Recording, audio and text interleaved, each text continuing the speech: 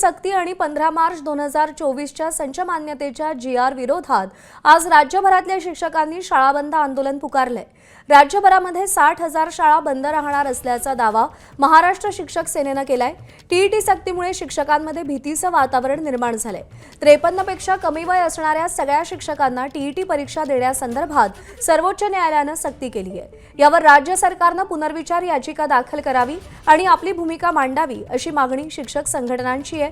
53 पेक्षा कमी वयाच्या शिक्षकांना टीईटी पास होणे बंधनकारक करण्यात आल्याने शिक्षक आक्रमक झालेत। शिक्षण राज्यमंत्र्यांशी चर्चा होऊनही तोडगा न निघाल्याने आंदोलन केले जात आहे।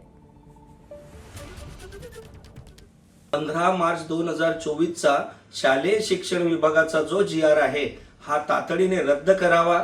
यासोबतच टीईटी परीक्षा जी अनिवार्य करण्यात आलेली आहे या टीईटी परीक्षेच्या संदर्भामध्ये राज्य शासनाने सुप्रीम कोर्टाकडे पुनर्याचिका दाखल करावी।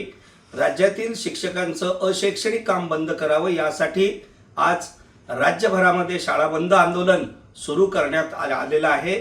शासनाला विनंती आहे हे एक दिवसाचं आंदोलन आहे। तातडीने आमच्या जर या मागण्या मान्य नाही केल्या तर भविष्यामध्ये जाऊन आम्ही बेमुदत शाळा बंद करण्याचा देखील विचार करू।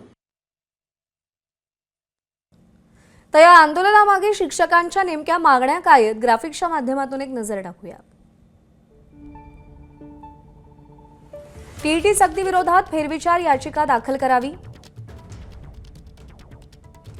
2024चे संच मान्यता धोरण रद्द करावं। शिक्षक सेवक योजना बंद करून नियमित भरती करावी। शिक्षकेतर कर्मचाऱ्यांची तात्काळ भरती सुरू करावी। शिक्षकेतरांनाही जुनी पेन्शन लागू करावी। कमी पटाच्या शाळा बंद करू नयेत। शिक्षकांनाही 10, 20, 30 वर्षांनंतरची सुधारित 3 वेतन लाभाची योजना लागू करावी। विषय पदवीधर शिक्षकांना पदवीधर वेतन श्रेण भेदभाव न करता मंजूर करावी।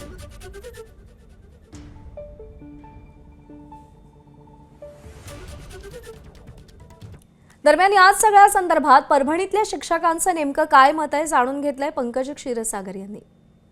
आपल्या सोबत परभणीतील शिक्षक आहेत, त्यांचं नेमकं म्हणणं काय आहे जाणून घ्यायचं।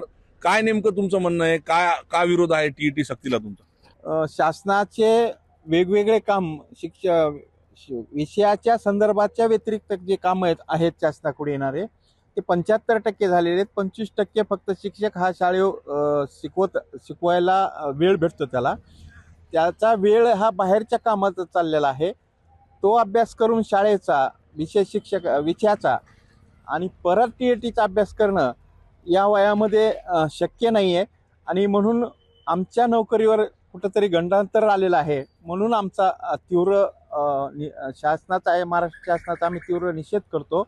नवीन भरतीसाठी टीईटी सक्ती असणं हे आवश्यक आहे, याच्याबद्दल दुमत नाही। पण शासनानं ह्याच विषयावर म्हणजे माननीय सर्वोच्च न्यायालयामध्ये पुनर्याचिका दाखल करावी आणि त्या याचिकेमध्ये म्हणजे जे शिक्षक सेवेत आहेत त्यांना सेवेत असताना त्यांच्यावर टीईटी सक्तीची म्हणजे सूट द्यावी आणि नवीन शिक्षक भरतीला टीईटी असावी याविषयी शिक्षक संघटना पूर्ण एकमत आहे। आधी 13च्या आधीच्या लोकांना टीईटी सक्ती करण्याचं काहीही कारण नाही। असं केलं तर सगळी उपासमारीची वेळ, देशोधडीला शाळा लागतील, मराठी शाळा बंद पडतील। ह्या धोरणाच्या विरोधात सरकारनं इतर राज्यांप्रमाणे पुनर्निकाल याचिका दाखल करावी अशी संबंध शिक्षकांच्या राज्यातल्या शिक्षकांच्या आमच्या शिक्षक बांधवांच्या भावना आहेत। एकूणच बघायला गेलं तर सरकारचे वेळोवेळी बदलणारे धोरणं जे आहेत ते याला कारणीभूत आहेत आणि यामुळेच कुठेतरी हे सर्व शिक्षक जे आहेत ते आक्रमक होताना दिसत आहेत। पंकज क्षीरसागर, एबीपी माझा, परभणी। एबीपी माझा, उघडा डोळे बघा नीट।